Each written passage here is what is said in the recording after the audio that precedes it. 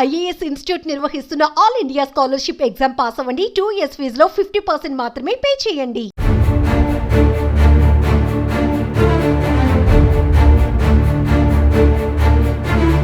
జీవితంలో ఎంతో ఎత్తుకు ఎదిగారంటే అంతే లోతు కూడా ఉంటుంది. సామాన్యమైన స్థాయి నుంచి ఉన్నత శిఖరాల వరకు చేరిన వారిని కదిపితే అదే చెబుతారు. సాధించిన కీర్తి ప్రతిష్టల కంటే అనుభవించిన కష్ట నష్టాల గురించి మర్చిపోరు. మ్యూజిక్ లవర్స్ ను ప్రపంచ స్థాయిలో మెస్మరైజ్ చేస్తూ ఆస్కార్లు అందుకున్న సంగీత కెరటం ఏఆర్ రెహమాన్ తన అనుభవాలను కొంతమేరకు పంచుకున్నారు.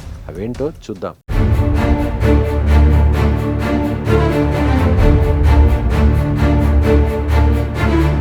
గోవా వేదికగా 55వ international film festival of India వేడుక ఘనంగా జరిగింది. ఈ ఈవెంట్ ముగింపు వేడుకలో ఏఆర్ రెహమాన్ పాల్గొన్నారు. విడాకుల ప్రకటన తర్వాత రెహమాన్ తొలిసారిగా బహిరంగంగా కనిపించారు. ఈ సందర్భంగా నిరాశ ఎదురైనప్పుడు మనిషి ఆలోచన విధానం మార్పుల గురించి రెహమాన్ విశ్లేషించారు. ప్రస్తుతం ఎంతో మంది ఎదుర్కొంటున్న డిప్రెషన్ సమస్య గురించి ఆయన ఈ వేదికపై మాట్లాడారు. శారీరక అవసరాలపై శ్రద్ధ చూపడం మానేయాలని రెహమాన్ సలహా ఇచ్చారు. ఈ రోజుల్లో చాలా మంది డిప్రెషన్ తో బాధపడుతున్నారని తెలిపారు.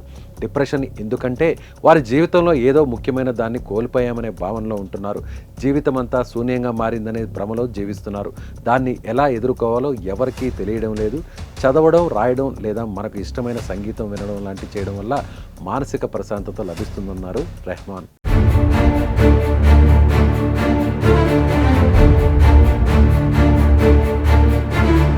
అయితే తన యవ్వనంలో రెహమాన్కు ఓసారి ఆత్మహత్య చేసుకోవాలనే ఆలోచన వచ్చిందంట. ఆ ఆలోచనల గురించి రెహమాన్ ఇఫీ వేదికపై పంచుకున్నారు. అయితే ఈ టైంలో తన తల్లి ఇచ్చే ధైర్యం ఎప్పటికీ మర్చిపోలేదన్నారు. ఆ సమయంలో తన తల్లి ఇచ్చిన సలహా జీవితాన్నే మార్చేసిందని రెహమాన్ చెప్పుకొచ్చారు. మనం ఇతరుల కోసం జీవించినప్పుడు ఆత్మహత్య ఆలోచనలు రావు అని తన తల్లి చెప్పినట్లు వెల్లడించారు. ఆ సూచన తన జీవితంలో వెలుగులు నింపిందట. అప్పటి నుంచి తన ఆలోచన విధానంలో మార్పు వచ్చిందన్నారు రెహమాన్. ఆస్కార్ వైపు అడుగులు పడేలా చేసిందన్నారు. జీవితంలో అందుకున్న అత్యంత అందమైన గొప్ప సలహా అదేనన్నారు. ఆ మాటలు తన జీవితానికి లోతైన అర్థాన్నిచ్చాయని, మానసిక ఆరోగ్య సవాళ్లను అధిగమించడంలో సహాయపడ్డాయని రెహమాన్ వివరించారు. ఇక రెహమాన్ దంపతుల విడాకుల గురించి కూడా ఆయన ప్రస్తావించారు. విడిపోవాలనే నిర్ణయం పరస్పర అంగీకారంతోనే తీసుకున్నట్లు స్పష్టం చేశారు. వారిరువురు విడిపోయినా ఒకరంటే ఒకరికి గౌరవం ఉందన్నారు.